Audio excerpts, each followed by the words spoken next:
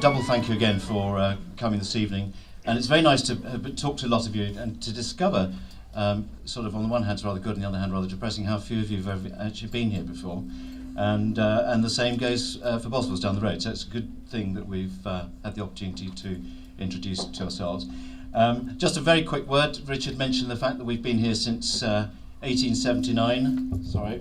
But not nearly as long as Boswell's. But between us, we've been in business for 408 years combined, which is quite a long time, almost as long as some Oxford colleges. This room you're in at the moment, an iconic book-selling room, is the largest room of books for sale in the world outside North America. There are about 200,000 titles in this room, which is quite extraordinary, really. And it's a shop that attracts a lot of very famous people over the years. And the original Benjamin Blackwell's PA was Dorothy L. Sayers before she became a famous writer. We had a bookseller here, a young woman who became Vivian Green, Graham Greene's wife, and J.R. Tolkien, who was a customer here when he was a student, unable to pay his tab back in the 1920s, and in return Basil Blackwell took the rights to his first book, which was quite a good transaction. We also have wonderful customers even today, famous customers. Bill Clinton comes here whenever he comes to Oxford. He came in recently and he announced that he wanted to see something really old. We introduced him to Peter Saxel, who'd been running the classics department for about 40 years. But it turned out he meant a book or something like that. So we were able to show him some letters of Thomas Jefferson, which is rather wonderful that we had.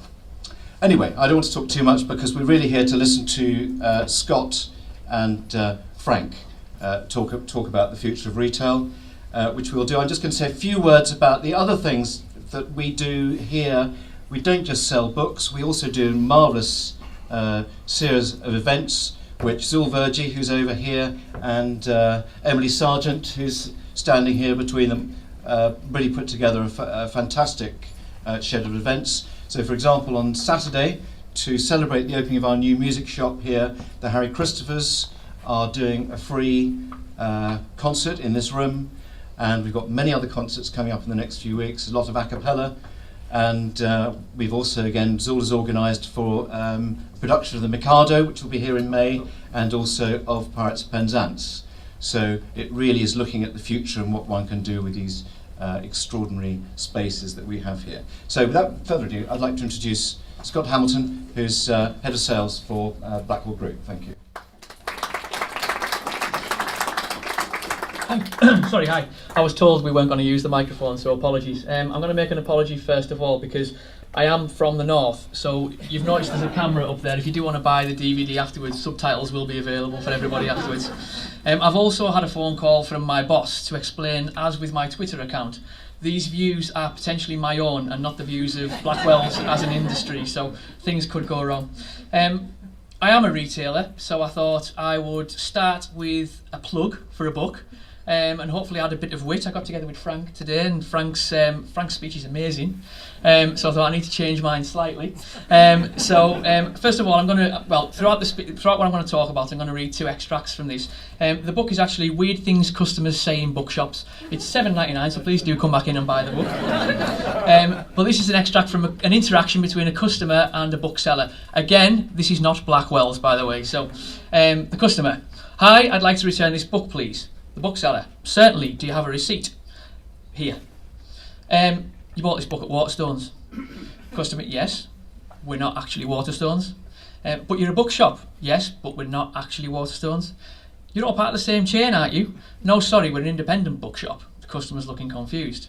"Put it this way, if you bought some clothes from H&M, would you take it back to Zara?" Customer: "No, they're different shops." "Exactly." Customer: can I get your manager, please? So they're the type of interactions that retail and the booksellers are going through at the moment. What I'm actually going to cover is two sides to the project that I'm working on at the moment for Blackwell's, which is what does our shop of the future look like, but what does that look like in retail generally as well. The first part is a strange one. It's actually looking back to look forward.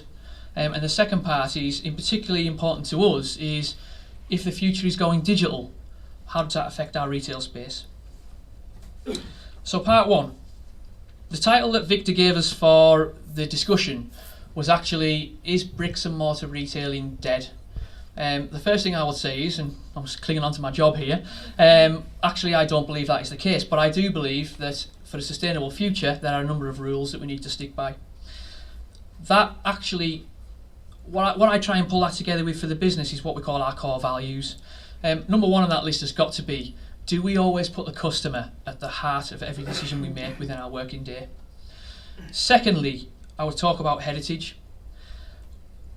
Has Lewis destroyed Oxford is a question, because my perception coming down to Oxford was you can walk around anywhere and see all these beautiful buildings, and actually I hear all the time from our customers, where do I go to see the things that I've seen on Lewis and things? Actually, you've got to pay £15 to £20 to get into those things. But a real risk to us in this bookshop, Victor's just talked about a number of things that actually, heritage is key to our brand. And the Norrington Room itself, we have a number of customers who come in here who actually don't even know the Norrington Room exists, and I'm pretty sure that might be some people who are around the room at the moment. Do we post enough information around the shop to promote our customers down into this level?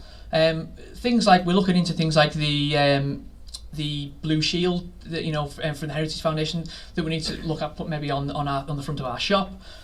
We've got the Edward Borden piece on the way down the stairs that you've probably noticed. Apparently, and obviously don't come back and steal it, but it's worth thousands. And at the moment we've got customers leaning on it and things like that. You know, we need to protect these type of things and actually use them as a marketing tool for our customers to attract new people. Who is our core customer? And do we look at that core customer, and does our shop and our layout reflect that core customer? We haven't changed the layout in the shop from a full shop perspective in the last 10 to 15 years. And actually, you know, when I look at one of our key core customers, is actually Oxford University. Now, their faculties are changing on a year-by-year basis at the moment. And do the adjacencies around this room reflect that? They don't. So some of the key things that we're looking at going forward is actually, are they represented within this room? Innovation, which I know is strange for me to look backwards and talk about innovation, but Blackwell's were the first transactional bookseller. Now that was 18 years ago, and what we've allowed within that 18 years is Amazon to exist. We've lost our customer at some point within that journey, and we need to get back to that. Now, Christmas has done us some favours. There are a lot of people out there who actually, you know, customers were coming back to us and saying, I don't want to spend on Amazon anymore because I'm aware of the tax things that are going on. So there are things that we can work with from that point of view. The start of our summer period, and if I'm being honest here as Blackwell's, and I think a lot of the retailers in the room will admit this, the games actually meant we had a terrible start to our summer. And what that taught us more than anything within our bookshop is how flexible we need to be. And looking at our space, changing that around, because, you know, when we look at the key months coming into summer, tourism is they are our core customers at that point. Tourism dropped by 20, 30, up to 30%, and we are seeing a lot more coming back this year. But what it meant to us in Blackwell's in particular was we had to rely more upon our repeat custom. You lot in the room as well are included in that one. And if we're showing the same books on the same shelves week in, week out, actually, how does that attract you to come in? So we need to be more flexible with our space. The one thing that I will add at this point is, you know, as Blackwell's, and you've probably, hopefully, the journey that you took to actually get down to this to the Norrington Room was through our new music shop. We have closed the music shop over the road to bring that whole offer over into Broad Street here. And that is key to us, you know, to bring the offer together into one place. There were restrictions in the unit that we were in over the road, and especially from a point of view of DDA and things like that. Access to all those 3 floors meant that it made more sense to come over here, but actually it's a better offer that we've got here. So those things are key in offering our customers more under one roof as well. Part 2, looking forward digitally. This is an absolutely, for all retailers in the room, digital, this is one of the biggest steps we're going to make in a decision.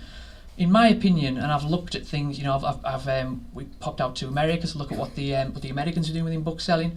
We looked at places in Tokyo and things like that. There are a lot of gimmicks out there at the moment to attract customers, digital point of sale, things like that.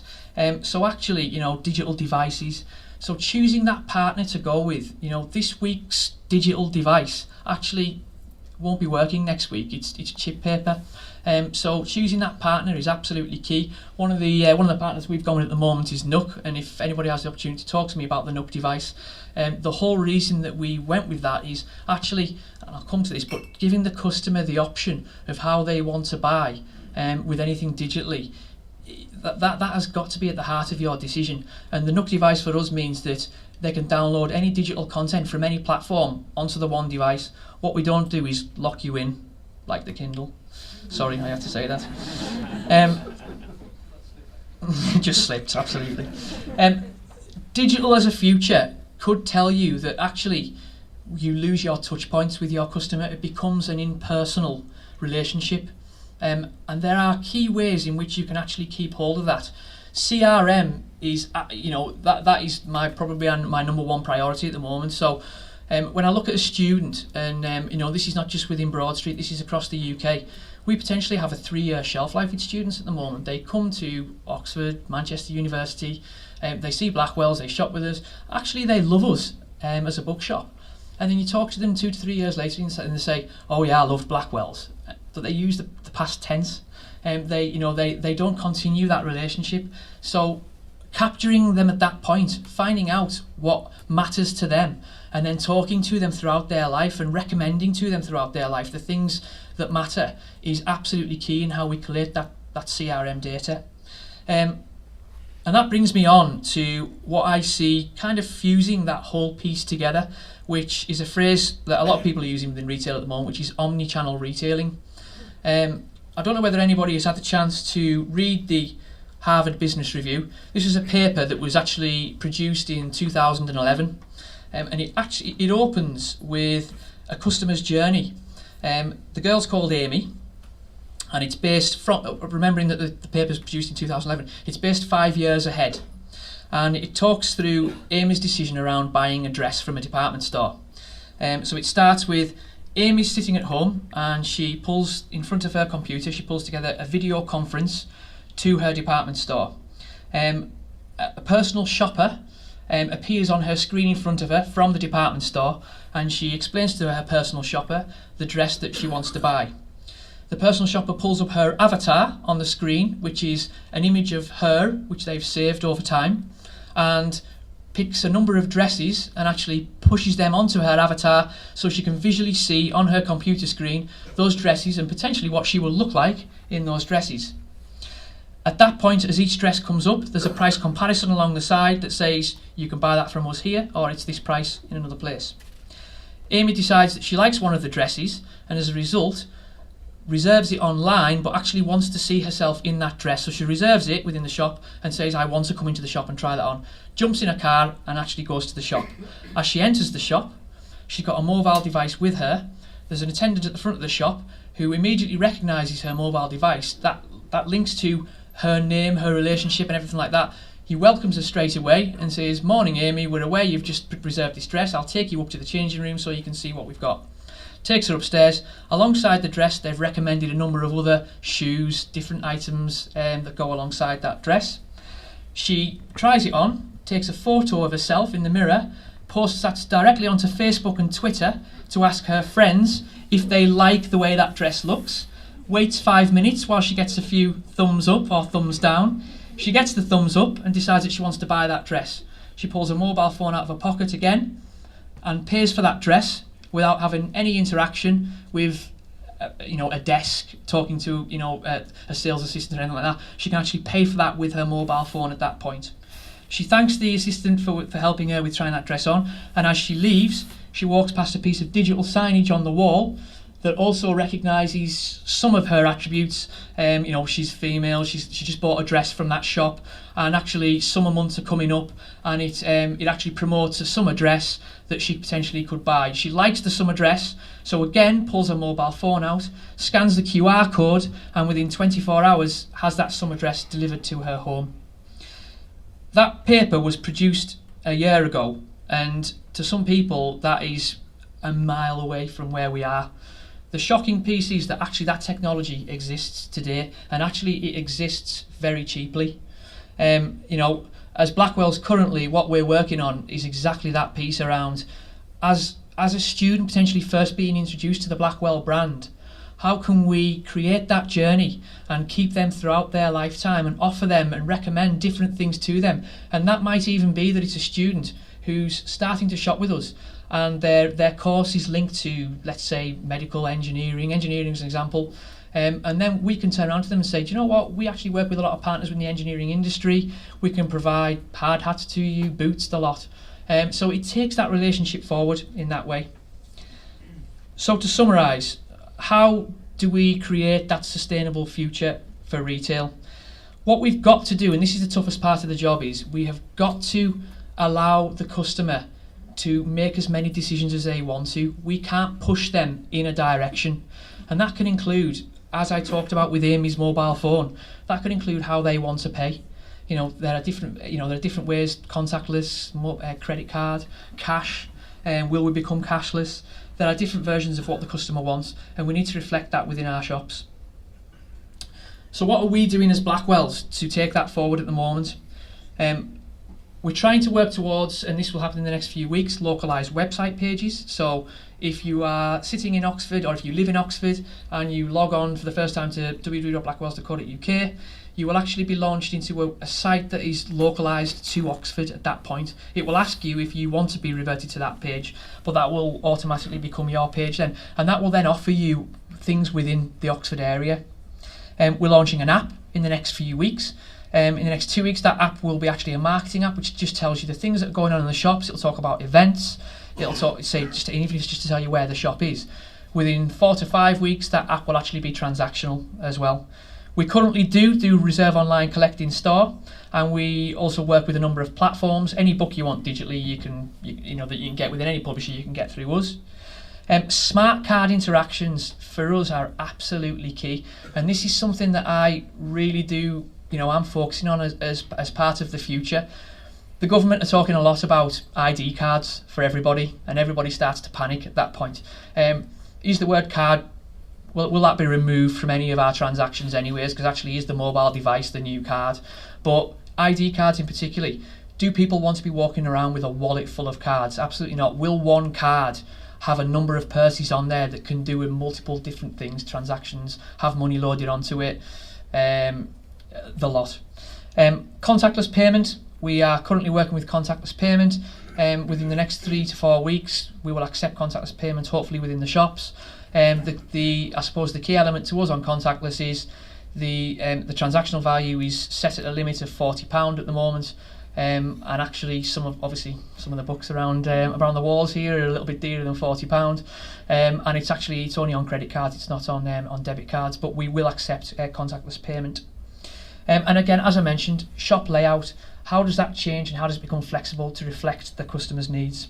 Some of the things that I actually thought about coming into this meeting were, again, on contactless and on smart cards. I know that Santander are currently working with Oxford Bus Company to produce a smart card now for people who want to use the bus service and things like that.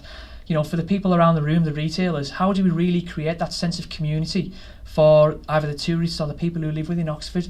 Do we talk to the providers of that smart card and say, as a special customer, if you shop with Blackwells or if you shop with Boswells, if you shop with any of the retailers within this town, you're a special customer, we'll give you special preferential rates as well.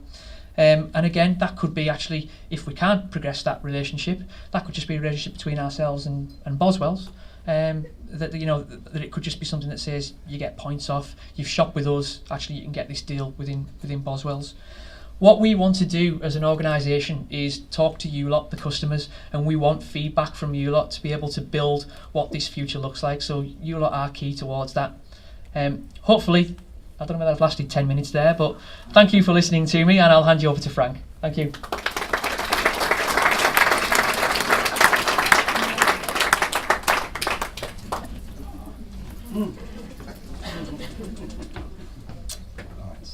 Okay, thank you. It's a lovely room, isn't it? It's gorgeous. Can you hear me okay, yeah? I'm only little, so I asked for the box, not Scott. Right. It's beautiful. I mean, you wouldn't know from the outside this was here, would you? It's fantastic. Absolutely wonderful. My name's Frank Smith. I'm the operations manager of Boswell's. I am not 275 years old. I've been there since last August, so I'm kind of fresh face, I suppose. But I have brought with me today our managing director and joint owner, Jonathan Pearson. I'll come on to that in just a moment. Right, so first of all, I need to apologise to Victor actually, because I came round the store on Tuesday and he gave me a wonderful guided tour, and I would recommend the guided tour if it's available later on. It is, there we go, I've plugged your guided tour. And I said to him, do you know what, I stood here and I said to him, do you know what, I'm not a book reader. He must, the colour drained from his face. I thought, oh dear.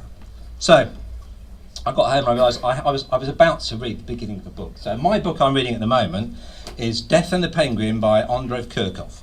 And it's about, someone's nodding, oh gosh, it's very good. Now, I bought this book because somebody on Radio 4 said the best way to choose a book is pick it up, turn to page 69, and if page 69 is interesting, buy the book. And I'll recommend that one, okay? Right. Now, my approach to things is slightly different to Scott's because I'm into audience participation. And this is going to be quite difficult because some of you got wine glasses in one hand and bags in the other. So you need to make sure you've got a free arm. Can we do that? Can we do that? Yes. Yeah. Okay, excellent, right. Do you want the full Monty? Do you want the arm in the air, and I want to cheer as well, yeah? Okay? Right, okay. You've got a free hand organised? Right hand, left hand, okay, right. So hands in the air, everyone who's married, and give us a cheer. All right, everyone who's married, hands in the air, hey! We sound really happy, don't we?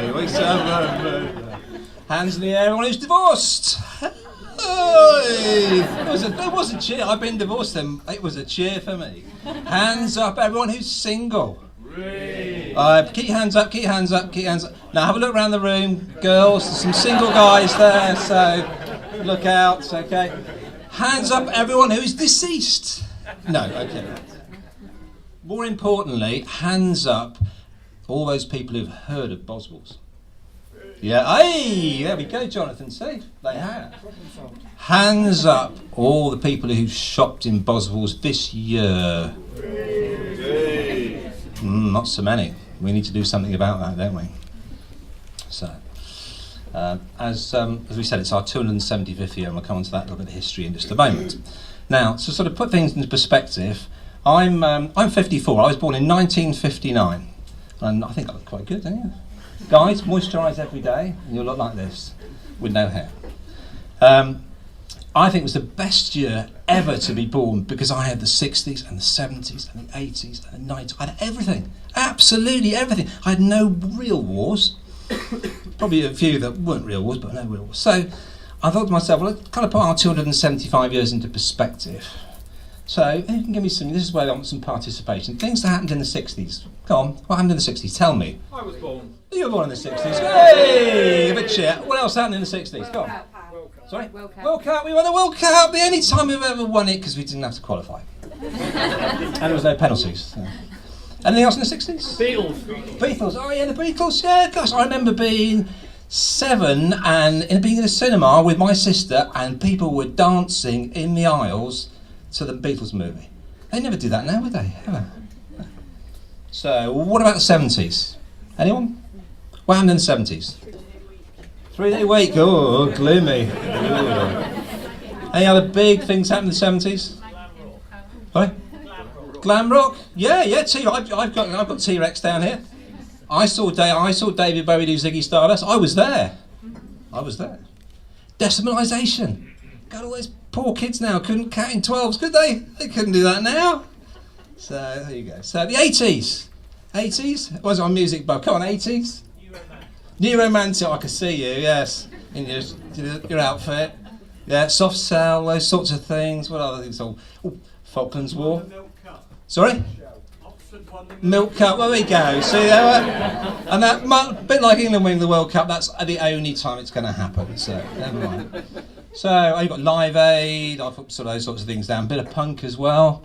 That sort of thing. I saw the Sex Pistols. See, I've done all these things. 90s. 90s? What happened in the 90s? Spice Girls. Spice Girls. Girl power. And also in the 90s, what else have we got? The technology starts to get going. What comes along in the 90s? Internet, mobile phones, big phones and all that sort of stuff. Things really start to speed up. The other one in the 90s, which I picked up on, which I did with Channel Tunnel. And aptly for this place, Harry Potter. Right, whatever else. So we move on to, scary, Millennium. All those computers, they never broke down, did they? Oh, they were supposed to. What else happened sort of during the 2000s? We had the dreaded Facebook. I hate it. My wife's got does Facebook, and she does this and does this. Like 6 devices all on the go at once. I don't talk to her anymore. I send her an email. That's it. So, yeah. And then you finally move on to, we've got the Olympics now. That's excellent. Well, what a feast of things happening last year. Absolutely buggered our business in the middle of the year. Completely. But what a great thing to see on TV. Anyone go? Anyone go? Get to see things? Fantastic. Proudly British, isn't it? Yes, that's the stuff.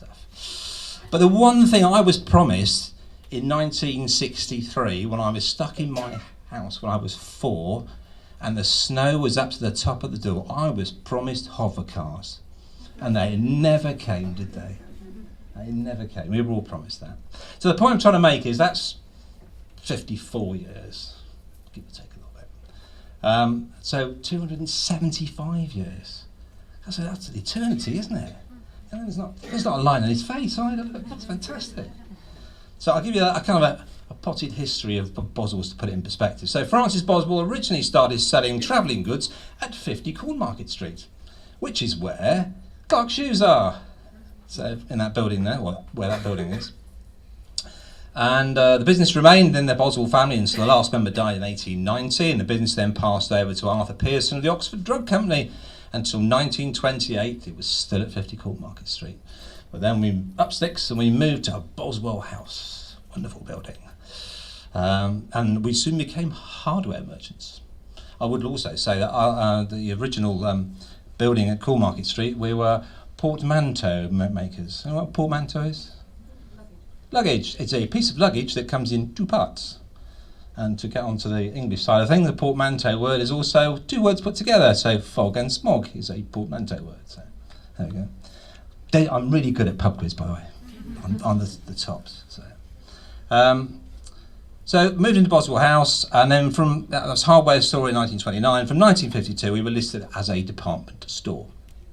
And we're actually we're now part of AIS, which is the Association of Independent Stores, which is over 440 independent department stores around the country. It's a huge buying group. So although we're small, we're quite big, much in the same way really that one branch of Debenhams is part of hundreds of branches of Debenhams, except we've got total independence. So in addition to the department store, we also lease out the building to a language school and Wendy News, other parts of the building we own, and most importantly the Fudge Kitchen. Lovely place to go. I recommend it thoroughly. So, that's quite interesting, isn't it? So, the advantages, the thing that Scott sort of said was we're talking about is retail dead. So the advantages about being an independent store is I can look out the window of Jonathan's office at Debenhams across the road, and the people in that building have absolutely no control over what they do at all. They do exactly what comes down the line, same in every single town. Customer knows what they're going to get, but if the customer's bored of it, they want something different. Being independent, you can turn on a sixpence. I don't need to spend 6 months of meetings to decide to do something. I lean back in my chair and shout across the corridor to his office and say, "Jonathan, I think this is a really good idea. Should we do it?" And he goes, "Yeah, okay then." Sometimes they work, sometimes they don't. But that's the great thing. So that's why we're a very quirky store. We're very different. We've been around 275 years.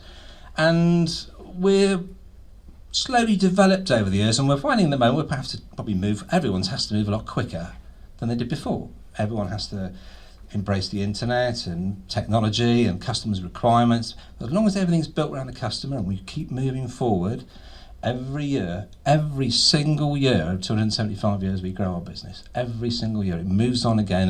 Yes, this year again, it's moving on again, and those numbers are going up all the time, and we're doing things to communicate better with our customer.